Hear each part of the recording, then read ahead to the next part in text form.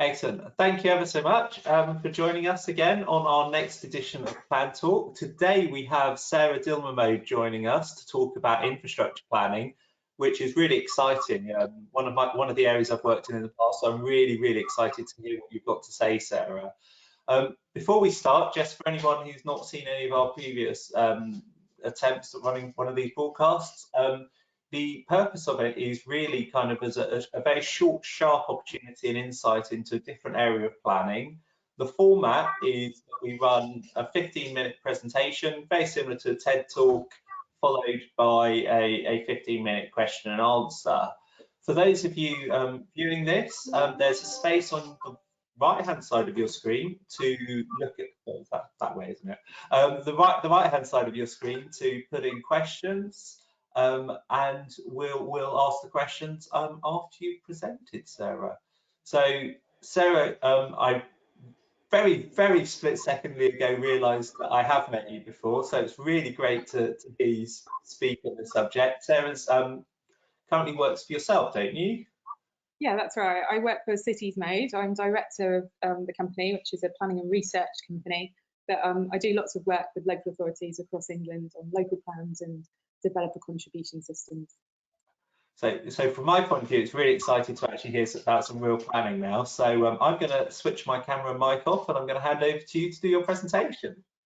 Great, thank you. Well, I'm absolutely delighted to have been invited to take part in this series of Plan Talks. And I'd like to talk more about infrastructure delivery plans. And what I'll present is very much rooted within that local authority context that I just mentioned. So I'd like to talk more about how we can perhaps rethink the role of IDPs, and I'd say to initiate a discussion, or perhaps more accurately, continue discussion on the role of IDPs, how we can get more out of them, moving them from a static sort of part of the local plan evidence base to much more active investment plans, linked particularly to the use of SIL, and in the context of new regulatory requirements for infrastructure funding statements. I'm going to touch on in the presentation the use of data and digital tools as part of this area of work. And I'll also touch on COVID-19 implications. It's not at the core of my presentation, but obviously the implications are so far-reaching, it will touch every area, I'm sure, of planning. So IDPs, what are they? For those of you who are perhaps less involved in this area of work, IDPs collate evidence on planned infrastructure provision across a range of infrastructure types, from transport to utilities to waste to social infrastructure such as health and education.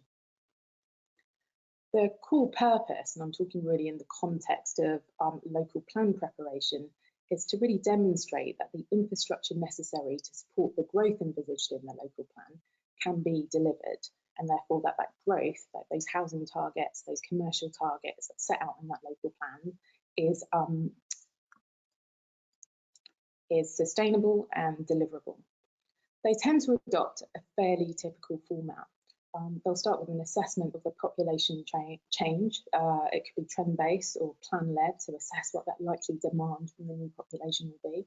And they'll also assess the current provision by infrastructure type, so looking at that current supply of infrastructure. And then they'll move on to the core of their work, really, which is to consider whether there's sufficient supply to meet that new demand arising from the growth in the local plan, and what those new requirements for infrastructure might be. They'll typically include a schedule of infrastructure projects, those specific infrastructure projects or interventions that are necessary to support growth. Sometimes these are quite long lists, and they'll typically cover headline information on costs, funding sources, who's responsible for delivering that infrastructure project, along with the timeframes for delivery. Some infrastructure delivery plans will also talk about how critical that item of infrastructure is to the delivery of the local plan and any risks associated with that delivery.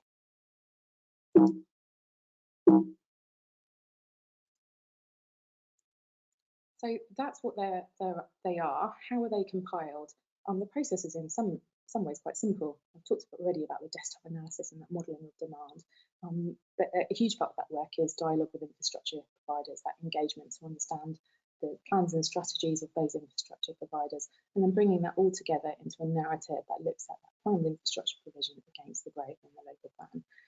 I say it's simple in some ways, but in some ways it can also be hugely complicated. there'll be a multiplicity of infrastructure delivery agencies involved in this process, and they'll be operating to different service planning timelines, and they'll have invariably different priorities.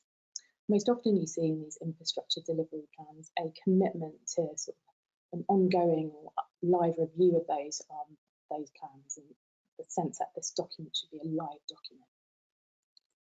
So that's what they are.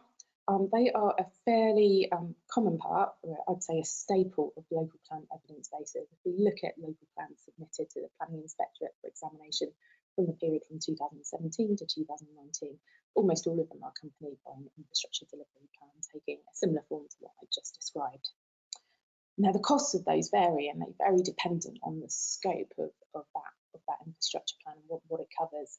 And looking at an analysis of contract costs for consultancy fees, they can range from around £20,000 to £60,000, but you can get costs significantly in excess of this, say over £100,000, for example, for those infrastructure delivery plans which are perhaps centred on growth areas or covering multiple authority areas. So those are headline costs, but clearly there's a requirement for investment beyond this. These documents require input from within councils, county councils and two-tier areas, and also the infrastructure providers themselves, of course, from NHS trusts and clinical commissioning groups to utilities providers and so on. So that's the cost, but what about the value? Now, I had a significant birthday a few weeks ago, and that was swiftly followed by lockdown, and perhaps in common with some of you, it's led me to really think about the value of the work I'm involved in. I'm going to hold off sharing with you details of my unfolding midlife crisis and cut to the chase to say that I'm concluded that IDPs were both useful as a product and as a process. They can provide a single source of information, a reference point on infrastructure needs in a place at one point in time. As a process, they provide a focus for structured dialogue with infrastructure providers. And they can also help identify and refine those site-specific requirements, which can then be fed into site allocations in a local plan and reflected in the viability assessments that sit around that. For that group of IDPs that I described before, which relate perhaps to major growth areas or to multiple authority areas, sometimes prepared outside of the context of local plan preparation, they can also be really helpful in making a case for investment, be it private or government funding. But are they as useful as they could be? Now, looking at that set of IDPs that I reviewed as part of the research that I'm involved in at the moment, what I found is that some of those IDPs, and this is by no means a universal blanket view on them, had a fairly weak connection with the actual delivery side, a weak focus on delivery. And so it was more of a hypothetical look at, what's the likely demand, but without really pinning down the delivery and having a strong sense that this was an investment tool rather than a quite passive sort of collation of evidence from other documents. Secondly, I think IDPs are, in most cases, described as live and ongoing documents, things that will be kept up to date.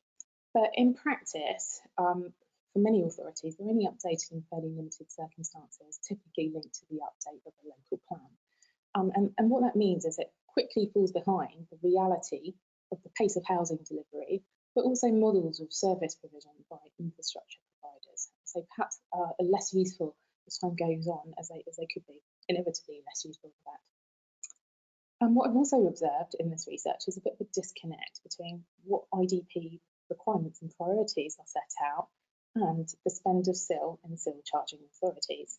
Now, there's no requirement for these two to be aligned, but it's perhaps surprising that, we're talking about the same infrastructure, same development, and in the same place, that there isn't more of a relationship between the two. So let's take a closer look at that SIL spend. If we look at the 163 odd charging authorities that are charging SIL now across the country, and look at what they've been spending on, we'll see it's really dominated by transport and public realm spend, perhaps unsurprisingly. Education projects and health and social infrastructure projects, as well as other infrastructure projects, do feature in that spend, but it's really dominated by that transport segment. I think it's really worth highlighting that the spend of historically accrued Section 106 does continue. So, for example, Southwark Council, they are directing a lot of their SIL spend towards major public transport infrastructure projects to unlock their opportunity area sites. However, they've got, in parallel with that, the historic spend of their Section 106 contributions, like I should say historically secured contributions, which are now coming into account and being spent against health, for example, and they've made parallel allocations recently. But some authorities have fairly low or even no spend on infrastructure. And so what we see is some quite big SIL pots, quite significant SIL pots. If I look at the 10 authorities with amongst the highest levels of SIL receipts in London and 2018-19 reporting period, you can see SIL strategic balances ranging from 2 million to more than 80 million. And now the strategic balance, that proportion I'm talking about, is 70 to 80% of all SIL receipts. So it excludes the neighbourhood portion, which is transferred to parishes or spent in consultation with communities, and the admin fee associated with the monitoring costs and administrative costs of SIL. Half of that group reported strategic SIL balances in excess of 25 million. Now, reports of growing SIL pots are not limited to high-value central London areas. It's not just a London thing. You can identify SIL balances in that reporting period approaching 5 million and even in excess of 10 million in different parts of the country. I should add the caveat that this analysis is based on reporting in that period, and in the period since, rather, SIL would have been spent and SIL would have been received, so those numbers would have changed. So why was, say, 25 million, say the value of like 1, 2, even 5 primary schools sitting under the cost centre of these authorities? The spend of developer contributions, or the lack thereof, is quite an interesting story, and it's something that's been picked up in the media, both the technical press and in more mainstream publications. SIL left unspent, scandal? Question mark? I'm not so sure. I think the reality is a bit more complex, a little bit more nuanced, and even pedestrian in some cases. So first of all, it takes quite a while to accrue appreciable SIL receipts. It takes about 3 years for those bigger SIL pots to build up. Most authorities have only been charging a SIL for, say, 5 years. SIL charge comes into effect. Planning permissions have a life of 3 years. 60 days after the start is the minimum period for actually paying in the SIL. So you can see how that pushes receipts into year 3 or so of SIL operation. I think Croydon Council in their reporting observed that a huge chunk, nearly half of their SIL was received in just a period of months in 2018. The impact of the timing of a single development in very high value areas can also sort of spike the SIL receipts. Well, leaving that aside and the lag, if you like, in receipt of SIL, there are also often good reasons for unspent SIL. Authorities might have made the decision to save up for big ticket items of infrastructure. 25 million sounds like a lot of money, but held against a major, very large-scale rail or road project, it starts to look less so. And in connection with these capital projects, it takes time to get the necessary approvals in place. And also, there's sometimes the delivery context changes. Projects are cancelled. So Watford Council, for example, were holding their SIL pot initially against the Metropolitan Line extension, which was subsequently cancelled. But there are a more limited number of cases, I would suggest, in where there is slow or stalled spend, potentially linked to a lack of strategy for spend, and perhaps further exacerbated by a lack of a good evidence base to inform what that SIL will be spent on. But as I say, I think it's a relatively small proportion of authorities. So looking forward, I think we've got a bit of an opportunity coming up to rethink our approach to IDPs, particularly in the context of how we use them to direct SIL investment. So from December this year, all authorities will have to prepare infrastructure funding statements, which outline the receipt and spend of SIL, but also give an indication of what SIL will be spent on over the next 5 years. And I think this perhaps presents an opportunity to develop IDPs more as an active SIL investment tool, which really provides an evidence base for the allocation to SIL projects. Now, this would mean some infrastructure funding statements would then narrow the gap, if you like, between what's actually spent on SIL and IDPs. Now, the implications of COVID-19 are clearly still unfolding, but they will no doubt affect the way we do infrastructure planning, and particularly perhaps sharpen the focus on health and the forward planning of health infrastructure. But they'll touch, you know, the implications will touch all areas, I'm sure, of infrastructure planning and indeed planning as a whole.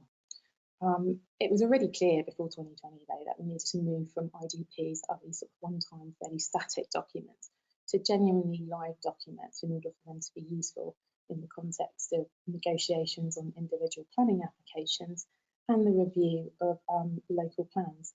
And I think this is predicated, or will be enabled perhaps, by more sophisticated uses of data, so more sophisticated modelling of demand associated with housing and community needs, more intelligent housing trajectory, so we can better understand and track the implications of development linked to build out of key development sites.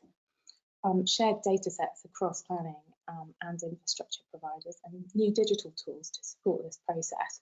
And some authorities are already doing this, and there's some really interesting practice across the country. Talking about digital tools, one that I've come across fairly recently is a product called Siddham, which is it's really a shared analytics platform that allows more dynamic modelling and visualisation of demand to support decision making. So the companies developed this CoPlug are trialling a shared evidence approach with local planning departments and NHS clinical commissioning groups to look at, you know, really modelling and testing demand and allowing them to look more dynamically at what the implications are of different growth scenarios. And I think we need to see more of this type of practice. So I think I'm nearly at about 15 minutes. So I think in terms of upping the value of IDPs, squeezing more use out of the investment we're making them, to do that, I think we need to move them to genuinely live documents. And at the most basic level, that's increasing the frequency of the updates of these documents. But beyond this, it's looking at more dynamic platforms that we can get live data at a point in time as well. And I think this needs to be supported by better use of data and those digital tools to help us assess and plan for that demand. And I think IDPs, thinking again about infrastructure funding statements and that new requirement on councils to think forward around the way that we're going to spend SIL, I think IGPs could be used to better support evidence-led decisions on SIL spend, taking account, of course, the wider funding context. And I'm conscious this is particularly relevant to those authority areas with appreciable SIL receipts. But I think it's not enough really for SIL to be spent lawfully on infrastructure that supports development. That's a minimum legal bar. And I think particularly as we head into a much more uncertain development context, SIL really needs to be spent on those interventions that are most impactful and most, critical to unlocking development and delivering the local plan. I'd be really interested in hearing thoughts and indeed questions. Thank you. Excellent. Thank you so much for that. It was really fascinating. If you stop sharing your screen, you'll be able to see them. Hey, there we go. I've got loads of them, and as always happens when you do infrastructure planning, you end up in really deep questions. So I do apologise if some of them kind of feel a little bit off kilter. But to kind of break them down into really interesting themes, I think the first one is around this statement that public services are now going to have to provide as SIL charging authorities around the duty to be a little bit more transparent. From your experience so far, how are local authorities kind of approaching this, and are they, and clearly it was written in the spirit of transparency, and does your experience kind of go down the transparency route, or are some local authorities trying to approach it from different angles? Well, I think there are a mixture of approaches across the country, as you'd expect, particularly because there are different levels of SIL receipts and different growth demands in different parts of the country. And some authorities already have really well developed, well evolved governance systems to support this. One example that springs to mind is Greater Norwich Authority. So they've been already doing these annual updates, and this cycle has been really clear about how they're going to invest their SIL. For other authorities, there can be some quite significant challenges sometimes in actually sorting out the data to enable the collation of these infrastructure funding statements. And I think that will be, for many authorities, a full part of that work, just understanding particularly those historic receipts. I'm thinking more of Section 106 and SIL here, and how they've been transferred either within the authority and beyond, and sort of tracking that delivery and getting that data into order. I think we shouldn't, as well as that more strategic side, I don't think we should underestimate the kind of time take of that kind of exercise as well. So that kind of leads to a really difficult question, because for some authorities, and I'm not suggesting that any authorities I've ever worked for or have looked at in any detail would have done this, but I am aware of authorities that have essentially used certainly some of the historic Section 106 money to shore up their budget gaps. Do you think that this is going to stop some of those things and enable us to focus funding on infrastructure, or do you think there's just going to be a different way of arranging debt chairs? I'm not aware of authorities that fall into that category. I haven't encountered that either in the research that I'm doing currently or in authorities that I've worked with. But clearly, the infrastructure funding statements will require a hugely much more transparency about the use, historic and otherwise, of Section 106 and SIL. And also, but I think more positively, they offer an opportunity, particularly in relation to SIL, to be much more strategic, to think much more strategically about how are we best investing in this source of funding, which, keep it in perspective, in the whole context of capital funding, it's a relatively tiny slice. Of course, yeah. Get real about that, but, it's not so hard. Maybe try. Okay. And then to kind of take it on to another thing is whether IDPs and RFSs could provide a common infrastructure evidence base, not just for local plans, but also other strategies. So I suppose there's industrial strategies and some perhaps even environmental strategies, and certainly transport strategies. What do you feel that is there that synergy, or does it kind of not? Potentially, but I think again it requires work. It requires the engagement of all of those different agencies involved. It requires looking at the data, looking at whether there are common data sets, common data assumptions to kind of get that. And I think that's certainly what we should be working to. But I suppose the core of my presentation was perhaps presenting that there's a much more immediate opportunity on sort of aligning our SIL spend with a more evidence-led approach for our IDP work. I was kind of fascinated by the example you gave about the CCG data sets. And I could see that being quite intriguing in that they have access to lots of really anonymized data that would kind of shape different ways of thinking. Who do you think should take that forward? Should that be the planning authority taking it forward? Or should it be the planning authority trying to link to other people, or should it be led by certain parties like the CCG? I think the mechanics of how it will work, I can't speak into every situation, and I think there needs to be much more of a partnership approach, and I honed in on that project because I think that's what it's demonstrating, that link between the CCG and the planning department in this instance, looking collectively at that data and thinking, what does this mean for our communities? What does it mean for the different growth areas within this particular authority? Then kind of building on that, because the data is the core piece there, is there very much challenge from other infrastructure providers such as utility providers to provide the data in a sensible, usable format, or have they seen things like the CCG solution and gone, oh wow, that's great for us all?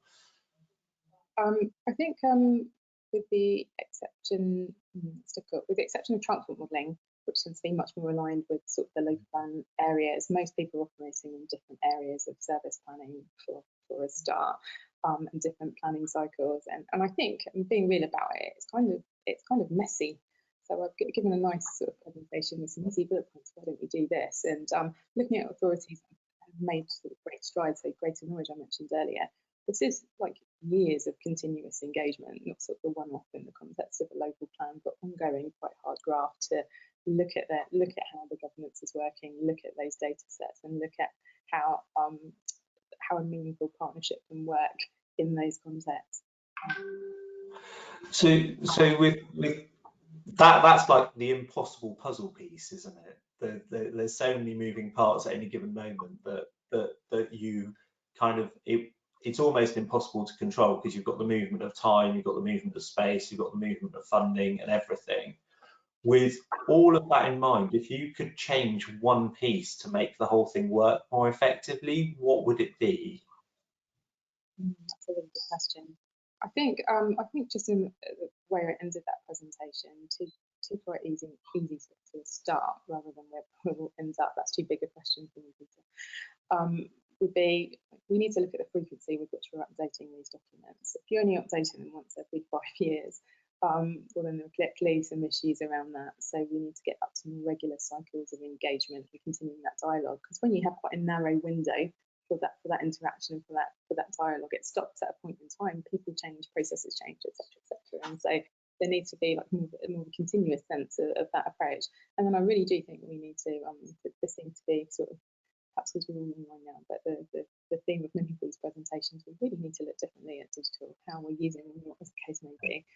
Some quite simple digital approaches or more sophisticated models that are highlighted in the presentation to really understand the structure demand and to plan more effectively for infrastructure. No, I think that's really critical, and it's a really strong theme that's come out in everyone's presentation, is the need for us to, as an industry, to kind of unpick our relationship with digital. I know it's kind of putting you really heavily on the spot, so really sorry about this, but we've actually had one request that doesn't fit in with all of the other the other bits of the puzzle, which is what is the best governance example you've seen or come across for a strategic civil spend? Greater Norwich, the Greater Norwich Authority partnership working that they have there. I think that's a very good start.